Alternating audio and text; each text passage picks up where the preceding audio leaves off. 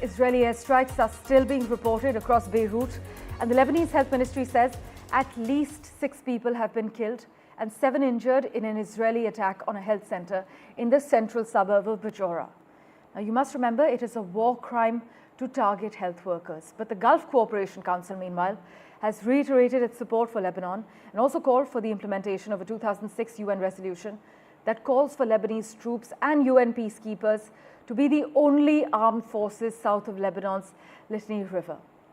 The Council, which is made up of countries including Qatar, Saudi Arabia and the United Arab Emirates, urged the international community to fulfill its responsibilities in order to maintain security as well as stability in the region. The losses, though, were the deadliest suffered by the Israeli military on the Lebanon front in the past year of clashes between Israel and its Iran-backed Lebanese adversary. But the Israeli military says regular infantry and armored units were joining its ground operations in Lebanon just a day after Israel was attacked by Iran in a missile strike that raised concerns that the oil-producing Middle East could be caught in a wider conflict. And according to a report, by the way, Iran's supreme leader, Ayatollah Ali Khamenei, warned Hezbollah leader Nasrallah to flee Lebanon just days before he was killed in an Israeli strike. My colleague Trent Murray joins us from Tel Aviv with the latest updates.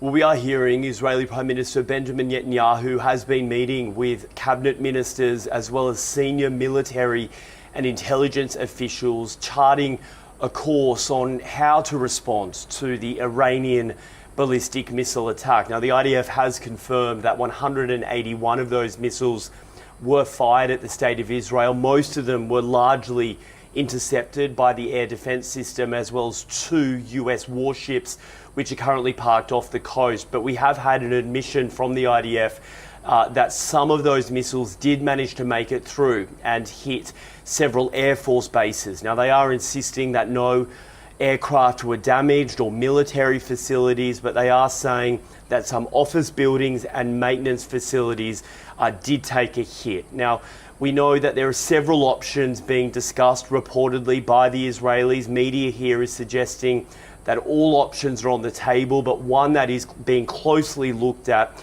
is Israel targeting critical infrastructure inside of Iran, including oil and gas facilities. Now, the thinking reportedly goes from inside that decision-making circle is that hitting those facilities could really hurt the Iranian economy, just given how reliant they are on those fossil fuels amid their sanction-strapped economy. We know amongst all of this, close conversations are taking place between Israel and the United States. I think Israel is acutely aware that any sort of response of that magnitude could spiral the entire West Asia region into a war, which is why they are trying to keep the US very close in all of this.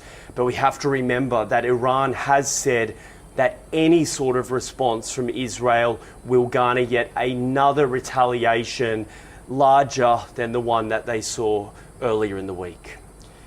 In Tel Aviv, I'm Trent Murray, NDTV.